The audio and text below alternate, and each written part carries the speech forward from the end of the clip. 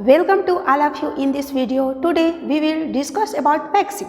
आज हम डिस्कस करने वाले हैं कुछ इम्पॉर्टेंट सूक्तियों के बारे में जो एग्जाम की दृष्टि से बहुत ही इम्पॉर्टेंट है, चाहे ये सूक्तियों के रूप में आए या फिर ब्लैंक के रूप में आए या फिर तो अनुवाद करने के लिए बोला जाए। तो चलिए आज हम लोग 10 सूक्तियों के बारे में डिस्कस करेंगे। तो फर्स्ट है श्रद्धावान लभते ज्ञानम। फर्स्ट हमारा सूक्ति है श्रद्धावान लभते ज्ञानम, अर्थात श्रद्धावान व्यक्ति को, जो विश्वास करने वाले मनुष्य होते हैं, उनको ज्ञान की प्राप्ति होती है। अर्थात श्रद्धावान व्यक्ति ज्ञान प्राप्त करता है, श्रद्धावान व्यक्ति को ज्ञान की प्राप्ति होती है। सेकंड पर जाते हैं योगः कर्मसु कौशलम। योगः कर्मसु कौशलम, योगः कर्मसु कौशलम, कर्मों में कुशलता ही योग है।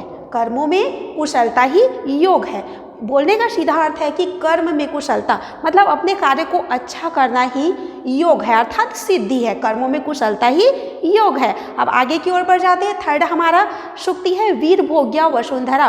पृथ्वी वीरों के द्वारा भोगी जाती है। वसुंधरा मतलब होता है पृथ्वी। तो पृथ्वी किसके द्वारा? वीरों के द्वारा पृथ्वी भोगी जाती है। शौर्यवान व्यक्तियों के द्वारा, वीर पुरुषों के द्वारा, वीर मनुष्य के द्वारा पृथ्वी का सुख प्राप्त किया जाता है, अर्थात पृथ्वी को भोगी जाती है। अर्थात पृथ्वी में जो भी है प्राकृतिक पदार्थ है उनका भोग, पृथ्वी पे जो भी सुख सुविधाएं हैं उनका श्रेय, अर्थात उसको कौन प्राप्त करता है? तो वीर पुरुष जो होते हैं वे पृथ्वी के सुख को प्राप्त करते हैं। अब आगे देख लेते हैं। महाजनो येन गतः स पंथाः।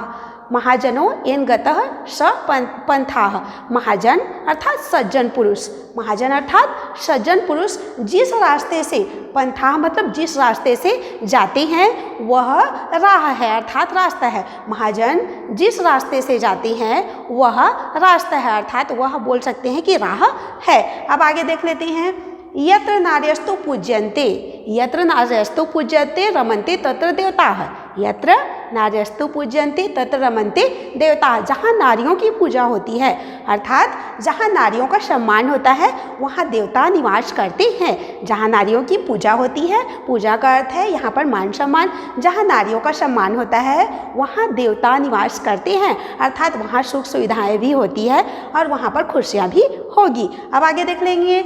सत्यमेव जयते नानृतम। सत्यमेव जयते नानृतम। सत्य की जीत होती है, झूठ की नहीं। सत्य की जीत होती है, असत्य की बिल्कुल भी नहीं होती है। देखिए, सत्यमेव जयते नानृतम, सत्य की ही जीत होती है, असत्य की नहीं। अब आगे देख लेते हैं। परोपकाराय सत्ताम विभूतयः। परोपकाराय सत्ताम विभूतयः। परोपकाराय मतलब परोपकार के लिए, सत्ताम विभूतयः सज्जनों का धन होता है। सज्जनों की विभूति अर्थात सज्जनों का धन किसके लिए होता है? परोपकार के लिए, मतलब दूसरों के उपकार के लिए ही सज्जनों का धन होता है। या दूसरी भाषा में बोल सकते हैं परोपकार सत्ताम विभूतयः है। परोपकार सज्जनों का धन परोपकार है, सज्जनों का धन परोपकार है, या परोपकार ही सज्जनों का आभूषण होता है। अब अगला पहुंच जाते हैं हम लोग 8वां नंबर पर। दूरतः पर्वताः रम्याः। दूरतः पर्वताः रम्याः, अर्थात दूर के ढोल सुहावने होते हैं। यहाँ पर पर्वताः मतलब बोल सकते हैं बड़े आकार का, जिसको ढोल भी बोल सकते हैं और कोई भी बोल सकते हैं, पर्वत भी बोल सकते हैं। तो देखिए, दूरतः पर्वताः रम्याः, दूर के ढोल सुहावने होते हैं। बोलने का अर्थ है कि जो दूर में होती है, जो चीज़ें हमारे पास नहीं होती है वो हमको सुहावनी लगती है। रम्याः मतलब सुहावन, मन को अच्छा लगता है। जो दूर की वस्तुएं हैं वो सबको अच्छी लगती है, लेकिन वही पास में होता है तो वह कर्णप्रिय नहीं लगता है। जैसे कोई बाजा अर्थात ढोल दूर में बजती रहती है तो हमारे कानों को बहुत ही सुंदर, हमारे मन को भी बहुत ही सुंदर लगती है, लेकिन उसको अगर पास में बजाओगे तो वह बहुत ही हम लोगों को कर्ण अप्रिय लगता है, मतलब हमारे कान को चुभने वाला लगता है। इसी प्रकार बोला गया है कि दूर की प्रत्येक चीज़ें रम्य अर्थात रमणीय, दूरतः पर्वताः रम्याः, दूर की चीज़ें सुहावनी होती है, अर्थात दूर के ढोल सुहावने होते हैं। अगले नंबर पर पहुंच जाते हैं। धर्मेण हीनाः पशुभिः समानाः। धर्मेण हीनाः पशुभिः समानाः। अब यहाँ पर देखिए, इसको पशुभिः समानाः भी बोल सकते हैं और ऋत्व विसर्ग संधि के अंतर्गत पशुभिः समानाः बोल सकते हैं। तो देखिए, धर्मेण हीनाः पशुभिः समानाः, धर्म से हीन मनुष्य, अधार्मिक मनुष्य बोल सकते हैं, या धर्म से हीन मनुष्य पशु के समान होता है, जानवर की तरह होता है। धर्म से हीन मनुष्य पशु के समान होता है। जो धर्म से हीन मनुष्य हैं, अर्थात धर्म को ना मानने वाले हैं, नीति नियमों को ना मानने वाले हैं, वे पशु के समान होते हैं, अर्थात जो दुर्जन मनुष्य होते हैं वे पशु के समान जानवर की तरह होते हैं। अगले नंबर पर सूक्ति पर पहुंच जाते हैं हम लोग। लोभा पापस्य कारणम, लोभा पापस्य कारणम, लोभ पाप का कारण होता है। तो मतलब इसका सीधा अर्थ है कि आप अत्यधिक लोभ करोगे तो वह पाप का कारण बन जाएगा, पाप का हेतु बन जाएगा।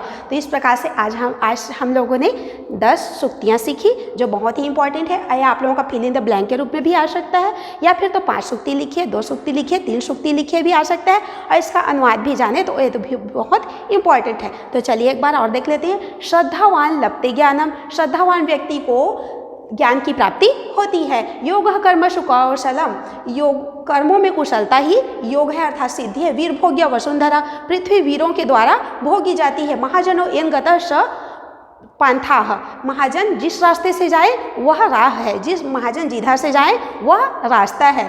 यत्र नार्यस्तु पूज्यन्ते रमन्ते तत्र देवताः, जहाँ नारियों की पूजा होती है वहाँ ईश्वर अर्थात देवता निवास करते हैं। अब देखिए सत्यमेव जयते नान्द्रितम, सत्य की जीत होती है असत्य की नहीं। अगला देखेंगे परोपकाराय सताम विभूतः, सज्जनों का धन अर्थात सज्जनों की संपत्ति परोपकार के लिए होती है, दूसरों के उपकार के लिए होती है। आगे बढ़ेंगे। दूरतः पर्वताः रम्याः, दूर के ढोल सुहावने होते हैं। दूरतः पर्वताः रम्याः मतलब दूर के ढोल सुहावने होते हैं, मतलब प्रत्येक दूर की चीज़ें जो होती है वो हमारे मन को अच्छी लगती है अर्थात सुहावनी लगती है या रम्य लगती है। अब आगे देख लेंगे।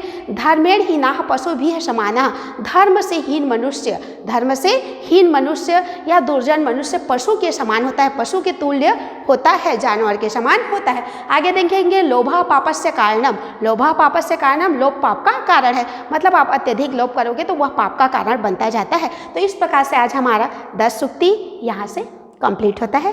Thank you.